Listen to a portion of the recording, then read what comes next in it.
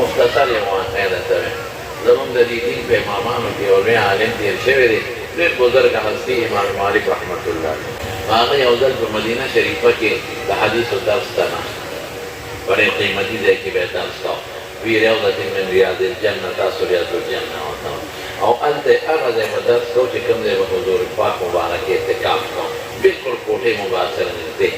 نو you ځل یې د حدیثو درس کوو you سړی راغی راتلو سره یې د خلکو په اوږو قدمونه واخیستل امام مالک صاحب نه راغی نو خلک هم حیران شو او دی هم حیران شو چې دا دې څه دلتې وکړه او بیا ورته وایي دا درس بند کړه درس یې پرې بند کړه وی راپاسه نو پیسه وی راتر غاړه وځه ورته غاړه وه وی اجازت را په دې تندي دې ښکلو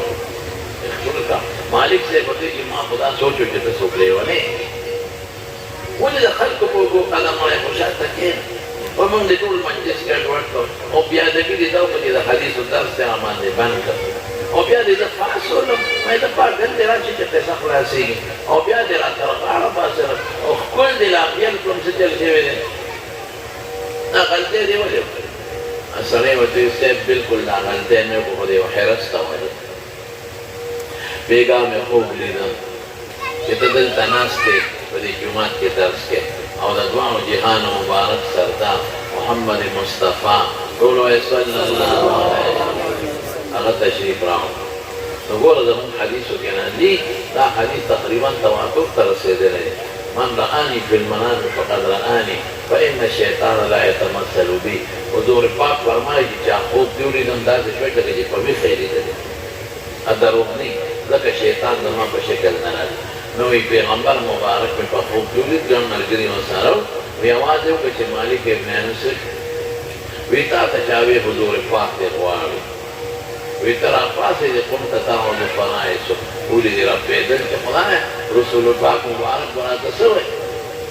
وی چې څنګه رانږدې شوې وی راته وایي چې فرمایي چې مه یارېږه او وی ځان ته یې رانږدې کړو ځان ته یې راته غاړه باسلې او دې سینې پورې ډېر سخت کلک نیولی جخته او په دې تندي یې ښکل کړی وی ما وی چې خدایه د مالک صاحب هغه سینې نه به کله خپله سینه ورسوم چې بېګا حضور پاک مبارک به پورې خپله سینه مږلې او ځان ته یې جخت نیولی او په هغه تندي به کله خپلې شونډې ولګوم چې بېګا پرې د رسول الله مبارک شونډې لګېدلې د دې حرص ته وجې مې دا کار وکړ اوس نو ځان پوه کې حضور پاک چې راته غاړه باسي څوک راته غاړه باسي امام مالک داسې لکه د دوستانو یې سینې پورې لکه د بچي نیسي او ښکلی یې تاولې هغوی ته پته ده چې زما مشن دې ملا صاحب په لاس کې نیولی زما مشن څه دی ترکتو فیکم دوه څیزونه مې پرېښي دي چې تر څو مو منګولې لګولې کې عمرهن کېږئ مانا د خدای قرآن او د پیغمبر مبارک سنت نو هغه مشن چا دپاره چې د حضور پاک د طائف په سفر کې وجود وینې وینې شوی دی په احد کې غاښ مبارک مات شوی دی تر مبارک یې حضرت حمزه ټک ټوک شوی دی وطن یې پرېښی دی حضور پاک او مدینې ته تللی نو هغه کوم مقصد چې هغوی و هغه مقصد چا په لاس کې اغېښتي دي نو علما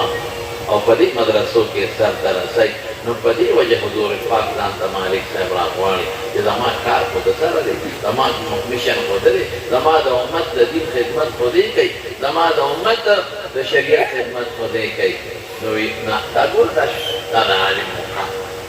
نو که دلته ني که نه نو زه وایم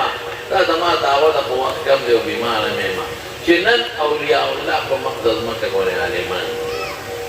نو که دلته ني نو دا علما به د قیامت په ورځ د حوض کوثر په غاړه دا مولیان ځان ته راته غاړه باسي په خپل مبارک لاس په حوض کوثر وګوره کوي علما خو ډېر قیمتي خلک دی نو مالک صاحب ورته وایي وی بچی چې تا خبره وکړو زما واوره وی چې د کله نه د حضور پاک د حدیثو درس ته ناست دی په ما داسې شپه نه ده تېره چې په دغه کیفیت مې د حضور پاک سره ملاقات نه دی شوی یو بچی معلم جوړوي هلکه دا خبره جوړ در باندې خو نه لګېږي جوړوې به حافظ او عالم به جوړوې